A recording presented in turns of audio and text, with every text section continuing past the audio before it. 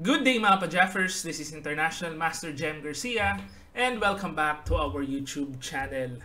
So ngayon patuloy po tayo sa ating coverage sa Tatay Steel Chess 2024 at nasa round number 10 na po tayo.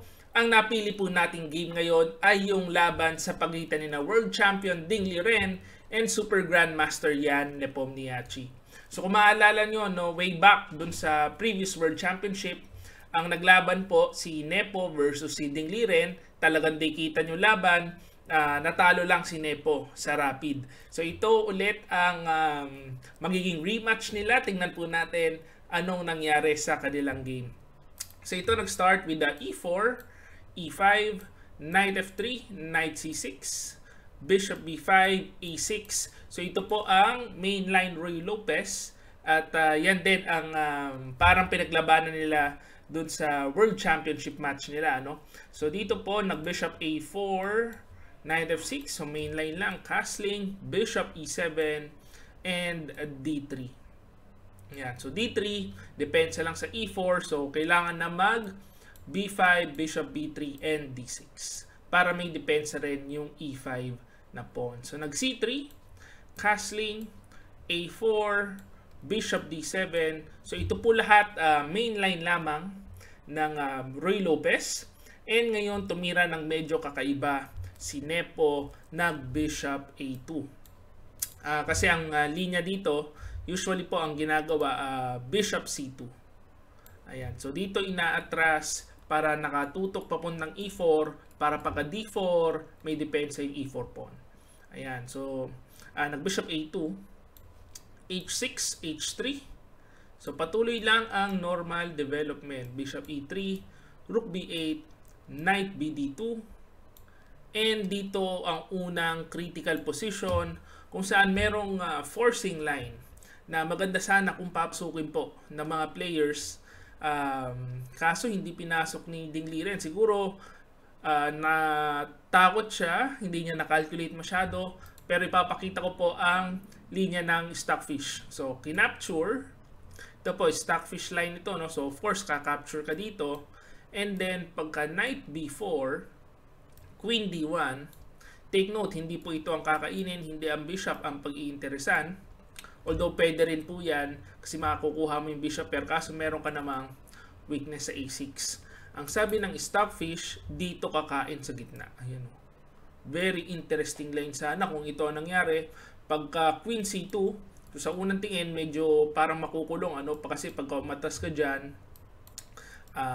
weakness po yan, mababasag ang pawn structure. So ang gagawin ng Stockfish, Bishop B5.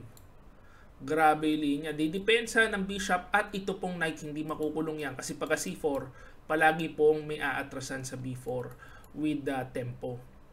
So pagka Rook FD1, ang gagawin, Bishop F8 lang. Hindi papansinin ito. Pagka Knight F1, may capture. Pagkakain, capture dito.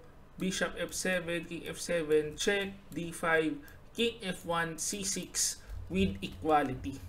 Grabe po ang linya ng Stockfish. Ibalik natin. Kaso ng Bishop F8 nagpakunat lang muna. So pagka pakunat ni Ding Liren, nag-G4. Aatakihin. Siyempre ang idea po niyan, simple lang mag-G5 para kakain ng Knight, may pressure papuntang F7 tapos open file papunta sa King. So dito, para napapansin ko, nagkukulang sa pag-iingat si Ding Liren. Ewan ko kung baka wala sa kondisyon or iba nangyari kay Ding Liren doon sa pahinga niyang napakahaba. Kasi pwede naman magkunat lang with Knight H7. Ayan. Para mapigil lang yung G5, hindi po makapag G5, of course, makakain yan. Kaso ang ginawa ni Ding Liren, nag-Bishop E6. So, kinain, pinagkakain ang mga pawn, tapos G5. So, pagka G5 niyan, force po kainin kasi kung hindi, mababasag ang pawn structure. So, kain, Knight G5, Rook E8, King H2, makikita nyo meron ng parang nabubuong atake dito. Kasi yung Knight sa G5 hindi na po mapaalis. Wala namang pawn H6 para mapaalis yan. So Rook G1 and Queen B3 ang mga ideas dyan. Lahat po nakatutok papunta sa King. So nag D5, rook G1, D4, capture, bishop F4. Ayan, nakipagpalit, bishop G3. And take note dito, forced po capturein. Kasi pag halimbawa mag queen D7 ka, tatamaan ka na ng F4. So aatakihin ka na sa king side. So kinapture, rook G3, queen D6, pin sa rook. So king G1 lang muna. No? Iwas lang sa threat na knight H5. Rook A8, palitan ng rooks.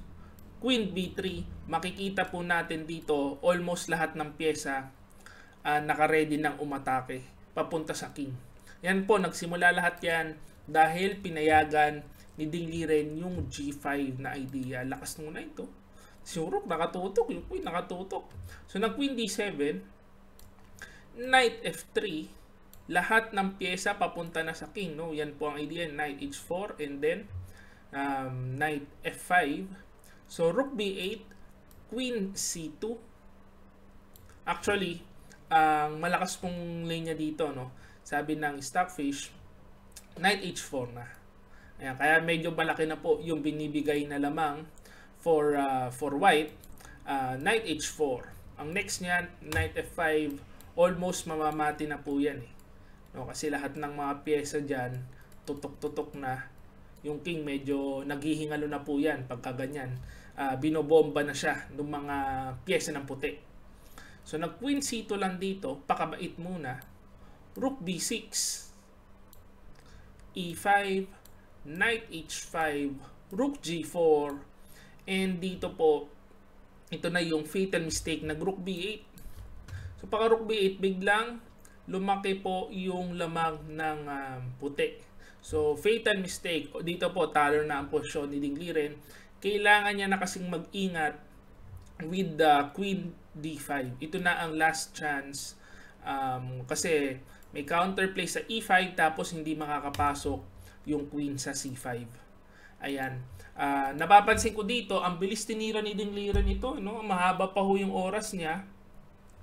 Nag-rook B8 na. Nawawala yung pag-iingat ni Ding Liren. Less than 5 minutes niya inisip rook B8.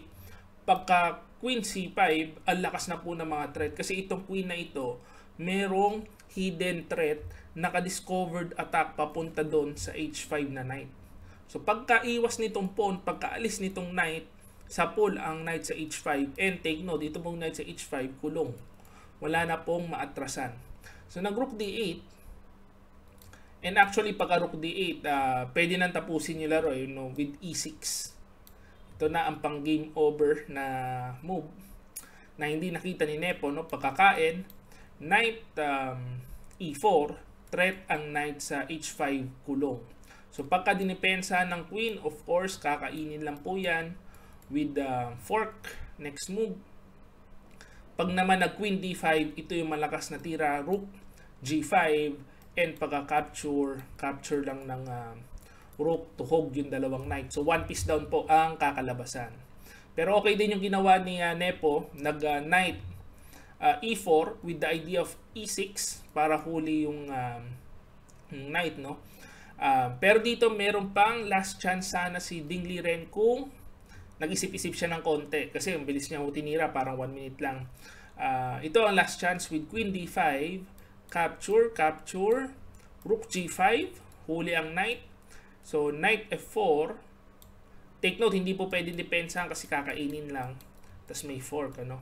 So magna knight F4, knight F6, king, capture. Ito po ang lumalabas na last chance. Isang knight, kapalit, dalawang pawn. Ayan, so may atake dito, may atake doon. Yan po ang last chance para mag-survive, pero malamang sa malamang talo rin ang kakalabasan. Ang ginawa kasi dito na queen E6 para stop yung E6 na idea, kaso rook H4 lang, kulong na po yung knight.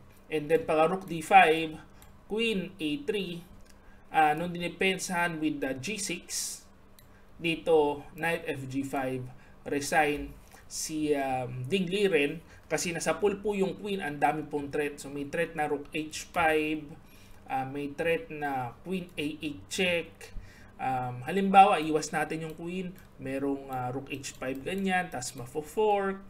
Pagka iniwas yung queen, papuntang f5, meron dito naman tatamaan yung check, mafo-fork pa ganito, wala na pong solusyon. Pag kinapture ito ang malakas na move. Queen a8 check, pag atras ng knight, capture, capture muna dito, tapos kain, and then may fork. So, ang nangyari, si Ding Liren, kinatay ni Nepo. So, masama talaga yung laro ni Ding Liren dito, napapansin ko. Kasi medyo pupunta na siya sa kangkungan.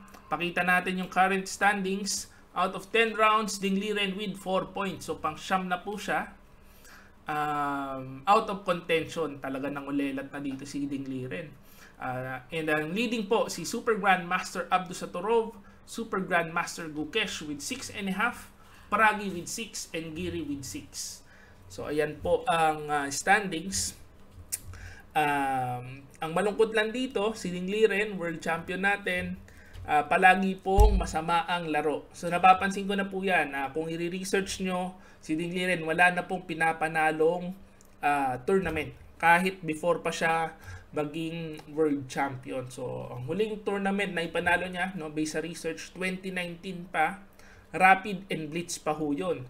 Kung hahanapin niyo po ang tournament na ipanalo niya ng classical, way back in 2017 pa, yung huling classical tournament to win, Ding Liren. Of course, mahirap talaga manalo sa tournament kasi pagka sumali si Ding Liren, malamang sa malamang kasali si Magnus. Si Magnus po palaging champion.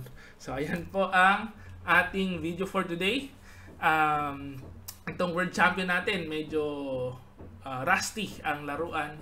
At hopefully na-enjoy nyo po itong video na ito. At kung na-enjoy nyo, please like this video and subscribe to our YouTube channel.